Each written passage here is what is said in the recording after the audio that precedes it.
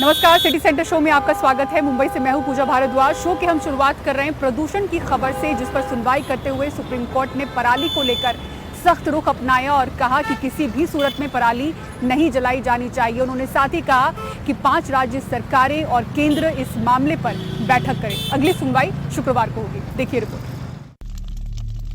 दिल्ली के आसमान में प्रदूषण के बोझ की मारी हवा और पंजाब में जलाई जा रही पराली। माना जा रहा है कि पराली ही दिल्ली के मौजूदा प्रदूषण की सबसे बड़ी वजह है। यही वजह है कि मंगलवार को सुप्रीम कोर्ट ने दिल्ली, पंजाब, हरियाणा, यूपी और राजस्थान सरकारों से कहा कि वो पराली जलाना फौरन रोकें। अदालत ने कहा कि राज्यों के चीफ सेक्रेटरी और डीजीपी ये सुनिश्चित करें पराली जलाने की घटनाओं में स्थानीय एसएचओ को जिम्मेदार बनाया जाए। बुधवार को यूपी, राजस्थान, हरियाणा, पंजाब, दिल्ली समेत राज्यों और केंद्र की बैठक बुलाई जाए। केंद्र और राज्य सरकार पंजाब में धान की फसल का विकल्प ढूंढे। सुप्रीम कोर्ट ने कहा कि प्रदूषण को कम करने के लिए सब राज्यों को एक साथ मिलकर लड़ना होगा। सुप्रीम कोर्ट ने यह भी कहा कि लोगों को स्वच्छ हवा मुहैया कराना राज्यों की जिम्मेदारी है और राज्य सरकारें प्रदूषण को लेकर गंभीर बने। अदालत ने दिल्ली सरकार द्वारा उठाए गए कदमों पर भी सवाल खड़े किए। कहा कि ऑड इवन योजना कब कामयाब रही है, ये बस दिखावा है। दिल्ली में बसें आधी क्षमता से चल रही हैं। नगर निगम का कचरा भी खुले में नहीं जलना चाहिए। दिल्ली सरकार कह रही है कि वो सुप्रीम कोर्ट का आदेश देखकर आगे कदम उठाएगी।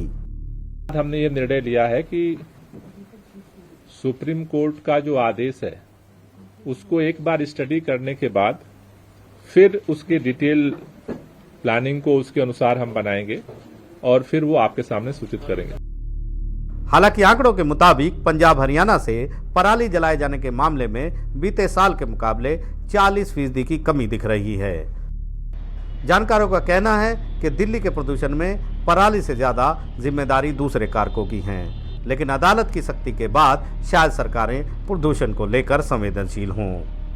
सुप्रीम कोर्ट ने सरकारों को चेता दिया है कि प्रदूषण पर रोक लगाने के लिए कदम उठाएं। अगर वो नहीं उठाएंगे तो फिर अदालत आदेश जारी करेगी। हल्के अंदाज में भारी बात भी कही है कि जब सरकार बुलडोजर चलाती है तो हम रोक लगाते हैं, और अगर हम बुलडोजर चलाएंगे तो कोई रोकने वाला नहीं होगा। नई दिल्ली से आशीष भार्गव, एनडीटीवी इंडिया। इस बीच एक नए रिसर्च में खुलासा हुआ है कि 2 नवंबर 2023 को सबसे खतरनाक PM 2.5 का स्तर 68% तक बढ़ गया। इसीलिए अचानक प्रदूषण का स्तर गहराता हुआ नजर आया। ये भी पता चल रहा है कि जो पराली की हिस्सेदारी है प्रदूषण में, वो बीते कुछ सालों की तुलना में कम रिकॉर्ड की गई है। ऐसे में जो दूसरी वजह है वो दिल्ली के प्रदूषण के लिए जिम्मेदार है। देखिए हिमांशु शेखर मिश्रा की ये रिपोर्ट। पर्यावरण रिसर्च संस्था centre for science and environment की अर्बन लैब ने अपने शोध विश्लेषण के बाद बताया है कि 2 नवंबर 2023 को 24 घंटों के भीतर ही दिल्ली में सबसे खतरनाक PM 2.5 पॉल्यूटेंट का स्तर 68% तक अचानक बढ़ गया, जो आश्चर्यजनक और अभूतपूर्व था। क्या वजह थी कि 2 नवंबर को अचानक से जब हम सुबह उठे तो हर तरफ धुएं का एक गहरा कोहरा दिखाई दिया था? देखिए, जब ये शुरुआत हुई स्मॉग की, तब हमने आंकड़े देखे और हम काफ़ी चौकन्ने रहे, क्योंकि जो स्पीड, जो रफ्तार से जो प्रदूषण बढ़ी कि 24 घंटे में ही 68% तक प्रदूषण बढ़ चुका था जब वो शुरुआत हुई। और उसके बाद 4 दिन तक लगातार 300 से भी ज़्यादा लेवल पर PM 2.5 का कॉन्सेंट्रेशन रहा। परहैप्स 2020 के बाद यही सबसे लंबा एक सीवियर स्मॉग एपिसोड अभी तक रहा होगा। दिल्ली NCR की हवा में PM 2.5 स्तरों में अभूतपूर्व वृद्धि ऐसे समय में दर्ज की गई जब राजधानी के PM 2.5 लेवल में पराली जलाने की हिस्सेदारी धीरे धीरे घट रही है। सरकारी संस्था सफर की तरफ से जारी आंकड़ों के मुताबिक पिछले कुछ दिनों में पराली की हिस्सेदारी दिल्ली के PM 2.5 लेवल में 25 से 26% है, जो पिछले वर्षों की तुलना में कम है। पराली की हिस्सेदारी दिल्ली के PM 2.5 लेवल में एक दिन में 2022 में सर्वाधिक 34%, 2021 में 48%, 2020 में 42%, 2019 में 44% और 2018 में 58% रही थी। अगर पिछले सालों के मुकाबले इस साल पराली जलाने की घटनाओं का जो प्रदूषण है, उनकी जो हिस्सेदारी है दिल्ली के हवा को प्रदूषित करने की, अगर वो कम हुई है तो फिर प्रदूषण बढ़ने का कारण क्या? इंटरनल सोर्सेज हैं दिल्ली के? बिल्कुल, जो अपनी जो लोकल सोर्सेज हैं पोल्यूशन के शहर में और भी शहर के आसपास के जो इलाके हैं, जो जिसको हम रीजनल पोल्यूशन कहते हैं, उसका भी प्रभाव बहुत ज़्यादा है। पर्यावरण विशेषज्ञों के आकलन के मुताबिक दिल्ली एनसीआर इलाके में प्रदूषण में वाहनों का योगदान 50 से 60% तक है, जो बहुत चिंताजनक है। एक तरफ जहां सरकार प्रदूषण संकट से जूझ रही है, वहीं आम लोगों को इसका खामियाजा भुगतना पड़ रहा है। तो मुझे पहले तो कुछ ऐसा फील नहीं हुआ कि क्या ही होगा, फॉग है, मुझे लगा फॉग होगा। बट जब धीरे धीरे टाइम बीतते गया तब मुझे सर्दियाँ होने स्टार्ट हो गई, सर दुखना स्टार्ट हो गया, आँखों से पानी वानी आना स्टार्ट हो गया।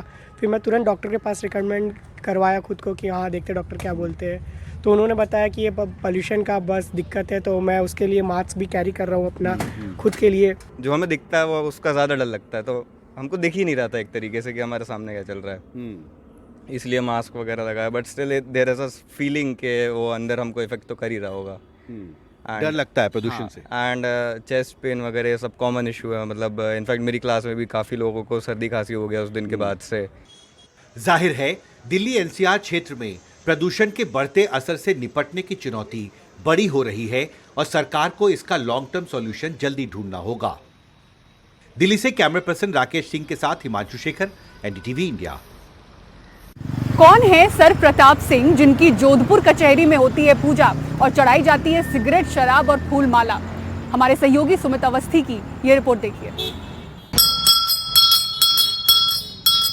जोधपुर कचहरी में जिस देवता की पूजा हो रही है उनका नाम है सर प्रताप सिंह। ये अंग्रेजों के जमाने में भारतीय फौज में अफसर थे। उन्होंने कई जंगों में हिस्सा लिया और बाद में जोधपुर राजघराने के प्रधानमंत्री बने। इन्होंने जोधपुर में कचहरी बनवाई और इन्हें यहाँ न्याय का देवता कहा जाता है। लोग मानते हैं कि अगर कोई फाइल अटकी पड़ी हो और किसी मामले में फैसला ना आ रहा हो तो सर प्रताप सिंह की प्रतिमा के आगे वो फाइल रखने से मामला जल्दी निपट जाता है। कोई भी क्लाइंट है वो जीतने और मुकदमा हारने के लिए, जीतने के लिए बाप जी के ऊपर प्रसादी चढ़ाता है और इन्हीं के बाप जी के भरोसे, और परिणाम भी है। हम सब यहाँ इतनी हमारी आस्था है कि हमें बाप जी की कृपा मिलती है और हमें आशीर्वाद भी मिलता है। ये क्या है कि भूमिया जी है, तो भूमिया जी के सिगरेट भी छड़ती है, अफीम भी छड़ता है, शराब भी छड़ती है। जोधपुर के देख लो ना आप, पुलिस अधिकारी, प्रशासनिक विभाग, अधिवक्ता और कई क्लाइंट वगैरह आते हैं तो पहले यहाँ दाता को नमन करते हैं, उसके बाद में कोर्ट में प्रवेश करते हैं। कानूनी मामले का जल्दी निपटारा होने पर यहाँ श्रद्धालु प्रसाद के रूप में शराब, सिगरेट, फूल मालाएं और अगरबत्ती चढ़ाते हैं। कोर्ट में एंटर होते हैं ना, तो ये मतलब हम रोज यहाँ ही आते हैं। सबसे पहले यहाँ से शुरुआत करते हैं तो ताकि दिन अच्छा जाए। और यहाँ का ये है कि कोई भी काम अगर करवाना हो तो पहले यहाँ कोई बेल लगानी होती है तो भी सबसे पहले मैं यहीं आता हूँ और मेरा काम हो जाता है। सर प्रताप सिंह की दिन में 2 बार आरती होती है। उनके यहाँ वकीलों, पुलिस अफसरों और अफसरशाहों का तांता लगा रहता है। सुबह अपने दफ्तर जाने से पहले सर प्रताप सिंह का आशीर्वाद लिया जाता है। किसी कचहरी में, और वो भी किसी पूर्व शासक की पूजा होना अजीब सी बात भले लगे, लेकिन सर प्रताप सिंह ने अपने दौर में समाज की कुरीतियों जैसे बाल विवाह, मृत्यु भोज और दहेज प्रथा को खत्म करने के काफी प्रयास किए। साथ ही शिक्षा के प्रचार प्रसार के लिए कई संस्थान खोले, जिनमें चौपासनी स्कूल शामिल है। ये कचहरी और इस कचहरी में लगी ये प्रतिमा हिंदुस्तान में शायद अनोखी है और अजूबी है। इसीलिए आज भी हम जैसे लोग जो बाहर से आते हैं उनके लिए ये बहुत बड़ा कौतूहल का विषय है कि किसी प्रतिमा की मूर्ति के माल्यार्पण होना, उसकी पूजा होना, और पूजा ही नहीं होना, बाकायदा उस पर पैसे चढ़ते हैं, उसकी रखरखाव किया जाता है। और एक आश्चर्य की बात आपको और बताऊं, इसमें सिगरेट भी चढ़ती है, क्योंकि ये सिगरेट, शराब, अफीम का जो नशा होता है वो भी इनके ऊपर चढ़ाया जाता है, वो भी चढ़ावे के तौर पर यहाँ आता है। वो तस्वीर कुछ हमको मिली भी है, वो शायद इस रिपोर्ट में आपको देखने को भी मिलेंगी। तो यहाँ जोधपुर से अपने सहयोगी अरुण हर्ष के साथ और वीजे जेवियर के साथ मैं सुमित अवस्थी, एनडीटीवी के लिए। और दिवाली की तैयारियां शुरू हो गई हैं, बाजारों में रौनक दिख रही है, लोग खरीदारी कर रहे हैं। जयपुर के कैसी बाजार की झलक दिखा रही है हमारी सहयोगी हर्षा कुमारी सिंह। दिवाली है और अब बाज़ारों में खास रौनक दिखाई पड़ रही है। जगह जगह लोग सजावट का सामान खरीद रहे हैं। लेकिन क्या खास है इस बार दिवाली में? अब जैसे कि लक्ष्मी गणेश है, आप बहुत अच्छी चीज़ बता रहे थे कि पहले आटे से बनाते थे और अब आप हर साल खरीदते हैं। उसके बारे में थोड़ा सा बताइए। मांड में जो होते हैं चौकी के नीचे जब हम पूजन करते हैं तो पहले जो हमारी मम्मी और मदर इन लॉ थी तो वो आटे से पूरती थी उसको। अब आजकल ये सब किसी को आता नहीं है, तो अब ये बने बनाए जो आते हैं वो लिखते हैं और वो चौकी के नीचे बिछा लेते हैं। रंगोली की बात कर रहे हैं आप? नहीं, वो जो पूजा के लक्ष्मी जी के पैर होते हैं, कलश होता है, जैसे कछुआ होता है, पहले उससे बनते थे हिरमच और चूने से। अब वो आजकल कोई करता नहीं है, सब रेडीमेड मिलता है, टाइम है नहीं लोगों के पास। तो अब आप देख सकते हैं कि कितनी सुंदर सजावट है यहाँ पर। अब देखिए किस तरह से पूजा की जो थाली है, ये है वैसे प्लास्टिक की, लेकिन पहले ये मिट्टी की बनती थी और इसमें सारा कुछ बना हुआ है। साथिया भी है और गेरू के रंग में सजाया भी गया है। ये तो एक्चुअली अब क्या है कि टाइम ऐसा है कि किसी के पास समय नहीं है कि आजकल आधुनिक युग में कितनी मतलब सुविधा हो गई है। पहले तो सब लोग हाथ से करते थे, अब तो सब कुछ रेडीमेड सुविधा हो गई आजकल। तो सब काम रेडीमेड होने लग गया आजकल। किसी को टाइम नहीं हो तो आराम से रेडीमेड सामान ले जाए। बच्चे की माँ हो तो वो भी ले जाना पड़ता है रेडीमेड सामान। नहीं करने की व्यवस्था घर पे तो फिर रेडीमेड सामान ले जाना ही पड़ता है। जैसे पहले हम लोग छाने लाके करते थे, धूप करते थे, तो अब तो ये गोबर का बना आता है तो बहुत आसान हो गया एक तरह से। आसानी से होगी मैडम। पहले तो क्या कंडे की जरूरत पड़ती थी, उसी के लिए फिर मिट्टी का जो लेना पड़ता था, इससे बढ़िया था। अब ये चीज़ आई है, इससे बहुत सुविधा हो गई है। और जैसे पहले हम लोग कोयला जलाते थे तो अब यहाँ पर ये एक तरह से कोयले का बना हुआ आ गया है। कोयले से बना हुआ है और इसमें कोई मतलब साइड इफेक्ट चीज़ नहीं है। ये कोयला लाओ, कोयला आसानी से मिलता नहीं है आजकल, ये आसानी से मिल जाती है। कहीं भी बाजार में दिवाली जो है वो मिट्टी के जो बर्तन हैं उनके बिना नहीं हो सकती है। और मिट्टी के बर्तन में भी आप देखेंगे कि अलग अलग तरीके के बर्तन आजकल मिलने लग गए हैं, दिए मिलने लग गए हैं। अब आप देखिए कि किस तरह से, भैया थोड़ा सा बताइए, दिखाइए क्या क्या है यहाँ पर।